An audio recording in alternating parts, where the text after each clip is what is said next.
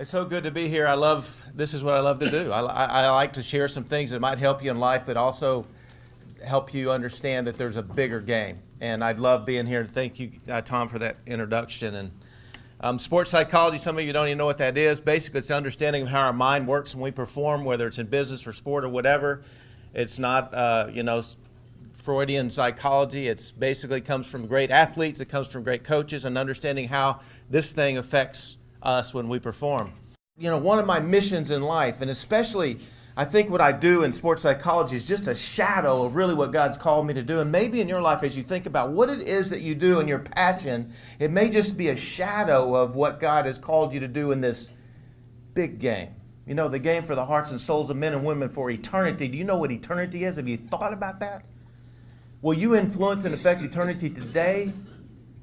In Revelations, it says this, 12:11, it says, they shall overcome by the blood of the Lamb and the testimonies of men. God gives us a part of the game. He puts us in the game. It's because of what Jesus did on the cross and the resurrection that we have life and have eternity. And then God says, and I will also move people into eternity because of your testimony, which is a story that God is writing in and through every one of us about Him and His effect and His life and His movement and His grace and His hope and His power in our life. As we share that with others through the way we live and the things and the words that we speak. And I really believe powerful words come in and through us to change the world. Our testimony is important to other people because we live in the midst of a battle. Jesus says, I came to give life and life to the full. And that is such a great message because that's way better than a trophy. It's way better than a job promotion. It's something that lasts and fulfills forever. And if you feel empty this morning, and I've got a byline for a new, the next book I'm going to write in it, and the byline is for those that win and still feel empty. And there's many of us in this room that we understand that the next deal didn't do it. I got a ring with the San Antonio Spurs, and I'm telling you, I saw fear in the eyes of the athletes at the end of the year or at the beginning of the next season after they went home for the season because that ring just didn't do it. You can't really get any higher than a world championship ring. Jesus said, I came to give you life. You understand that? And to the fullest. And then He said, and Satan comes to kill and to steal and to destroy.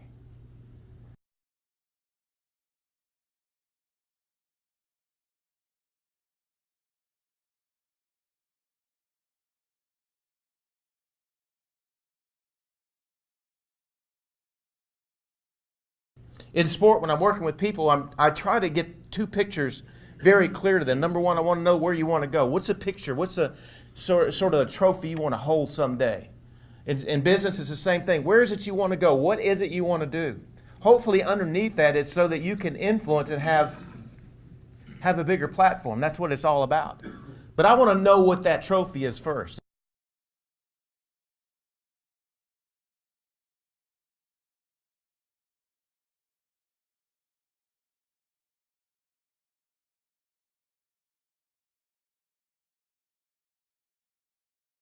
And then the second question, or the second picture that I want an athlete to understand is this, and that's what I want to talk about this morning, is I want to ask them this. Let's say it's a golfer. He says, I'd like to win a PGA event someday, or I'd like to win a major, or something like that. I say, okay, the second picture, what does it look like 20 minutes before the trophy celebration? You see, if you're ever going to hold a trophy in this world that's high and great, you got to go through the 20 minutes before the trophy celebration. It is intense. Game day is different than every other day. The intensity, the distraction, the interference, the stress, the pressure, the sweat, the heat of those moments before you can hold the trophy is suffocating. And I think if we aren't ready for that, if we hadn't prepared our mind for that, we will fail. I don't want any athlete I work with to ever get to that point where their destiny's on the line in terms of their profession, the goal and dream of their life, and they fail because mentally they weren't prepared for what it's like in the heat of battle in those last 20 minutes. I don't want anyone to have to say, well, next time I'll be ready, because next time may never come at that high level. How do we handle that? How do we get prepared for the 20 minutes before the trophy celebration? How do we handle that? And I want you in your mind, I want you to figure out what that 20 minutes before the trophy celebration in your mind, in your life is, because it comes all the time. Game day for us is different than athletes. Game day is every day. Every day we have influence. Every day we have impact. Every day we put our foot out on the line, and we're here. We're breathing because we have an opportunity to do something extraordinary.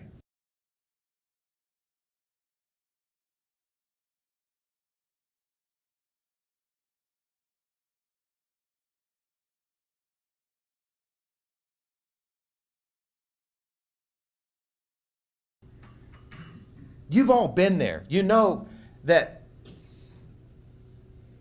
these goals and these dreams don't just happen on good, calm, comfortable days always. They come in the midst of life, hardship, pain, suffering, and all of a sudden there it is, and you've got to get the job done at that moment. The first thing is we got to embrace the pressure. We got to understand that pressure's not bad. In fact, along the way towards these goals, pressure may be the greatest competitive ally that we have. Why do I say that? Because if you're ever going to walk into the ultimate heat, you have to put your foot on the line every day and feel it and get ready for the fire.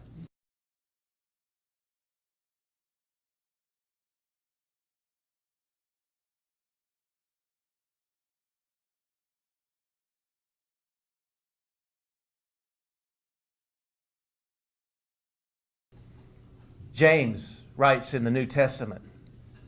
Paul takes about 2 paragraphs to get by all the thanks and the salutations. But James, it's like, if I get struck by lightning right now, I want this thing out. I want you to know this right now. So James just goes, he just throws it out. You can't even see it coming. But James wants you to know this, and he throws it out. Right there in the very beginning, he says, "Count it pure joy when you face trials."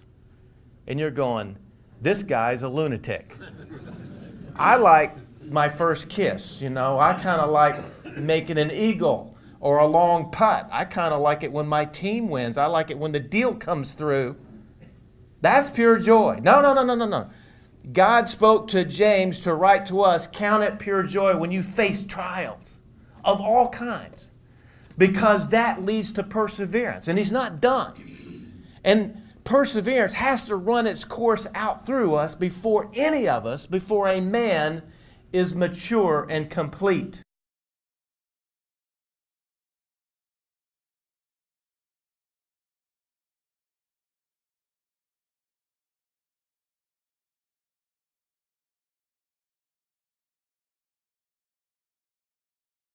Are you mature and complete yet?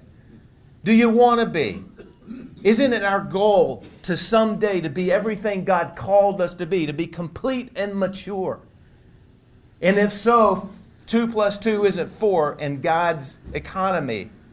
Because he says you've got to count it pure joy. Why would I want to count it pure joy? Because the end of that is maturity and completeness, which means that when you face that battle and 20 minutes before the trophy celebration, when the enemy comes to kill, steal, and destroy, the maturity and the completeness in you from embracing the pressure along the way and trusting God in it and walking a step behind Him with the power of the universe in you prepares you for what's ahead. Greatness in the midst of the battle that we live in.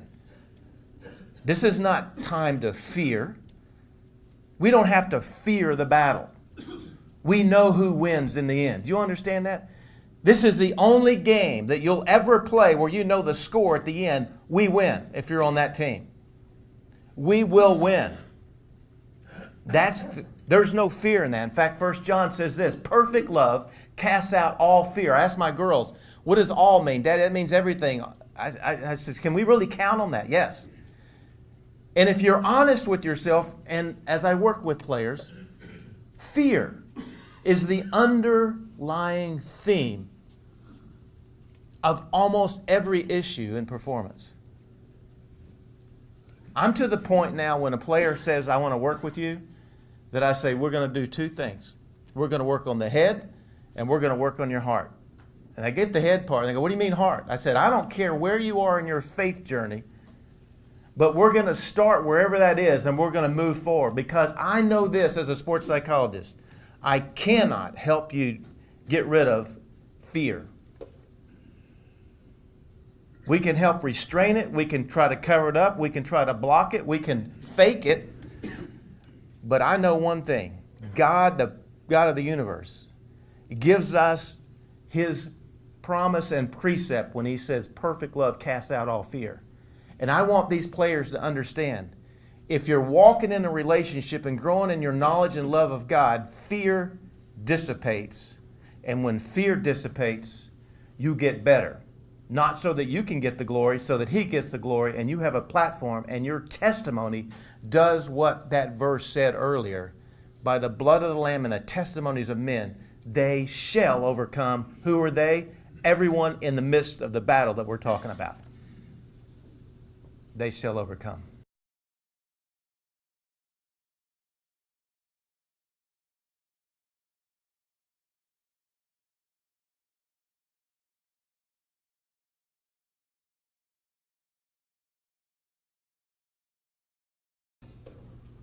The final thing here is trust. Dance, don't count your steps. It's 20 minutes before the trophy celebration, and time to say, okay, now it's time for me to really think hard. Now it's time for you to get the brain out of the way and to perform the way you've been called to perform. 1995, I worked with the women's volleyball team at Nebraska. They had a 21-year mission. Their coach did to bring in a volleyball championship to Nebraska, and all his coaching buddies said, you got to get out of this state. It ain't going to happen in Nebraska. Volleyball is king over in California, but he had a mission. He believed it would happen. He heard me speak at a deal, and he asked me to come work, and we go 34-1 that year. One match to go against the University of Texas, so the trophy's coming in the middle of the country one way or the other. I get a phone call. It's from this amazing guy. I love him to death. He's a great coach. He's taught me many things, but the problem is there's time between that phone call and the game, you know? And he says, as perfectionists do, we're trying to figure out all the reasons why something won't work in the last 24 hours and what I can fix to make it better. And he said, I just don't think we're ready. He said, I got 4 girls that are all Americans on this court. I got another girl that will be next year, and then I've got Kate. He said, you know I love Kate, but Kate's the weak link on the team. Well, if you got potentially 5 All-Americans on the team and you got another girl, my goodness, she would be the weak link, but she may be the best player in the nation outside those other 5 girls, you know? But the deal is, he said, man, she still jumps off the wrong foot. We coach her all the time. She's unorthodox. She's out of position a lot. She's the weak link. Texas is going to exploit her. I think we're going to lose. He said, here's what I'm thinking. I'm thinking about taking her out right now and putting another girl in her place. Now, the girl I'm going to put in her place is a freshman, and she doesn't actually play that outside hitter position, but she's really mentally tough, and I think she can handle that. So I'm thinking a freshman, her first start of her life, in a position she doesn't play at the national championship match. This guy might be overthinking a little bit, but maybe not. I mean, he's a great coach. I love him. He's a wise man. But what I came back with was this. I believe game day is about trust. It's about sowing seeds of belief, not doubt. The hay's in the barn. Come on, let's get trust going and see what happens. I said, here's an alternative. So I'm really not worried about that young girl that coming in playing. She's pretty tough. She may be able to handle everything. But I'm worried about what the other 5 girls are going to think when you change the rotation that dramatically. I think you're sowing seeds of doubt and not trust in the team. You can walk out there tomorrow, put your arm around Kate, look in her eye and say, Kate, I believe in you. I trust you. Today, you're going to have a great game. All that stuff we've been talking about this year, Kate, you know what today is? It's time for you to have fun. Enjoy this game. I believe and trust in you. And then say the same thing to all the other girls. And if something happens early, you can move her out, but at least you've created a sense of trust at the beginning. He said, I'll think about it. He walks out the next day, puts his arm around Kate, says, Kate, I trust you. I believe in you. You're going to have a great game today. I know. All that stuff we talked about this year, Kate, you know what time it is? It's time to play the game. It's 20 minutes before the trophy celebration in her life at this moment, and he is filling her with words that are powerful. And he said the same thing to Christy and Melissa and Lisa as he went around. The match begins. Kate had averaged about 1.4 kills a game, and that's about 3 or 4 a match in her career at this point. And in the national championship match against the University of Texas, Kate had 25 kills. 21 saves or digs to go with it. She single-handedly annihilated the University of Texas. She was named MVP of the game, all-tournament team, and set an NCAA record that still stands for the most kills in a playoff game. The girl he was going to take out. The sea of red pours on the floor and celebrations going crazy. They've won the national championship, and Kate finally just collapses in a chair with a towel over her head and just weeping of emotion. Coach kneels in front of her, lifts her chin up and looks her in the eye and says, Kate, you were special today. I've never had an athlete do what you did. There's never been one in the NCAA that did what you did today. Kate, what was the difference? Tell me, what was the difference? And she stopped crying just long enough to look at her coach in the eye and say, Coach, it's the first time you trusted me. First time you trusted me, Coach. You can't even imagine the emotion and the impact that had on this coach. He realized that his words changed eternity in this girl's life, at least her destiny at that moment. A word, I believe in you. And she realized as well how powerful words were.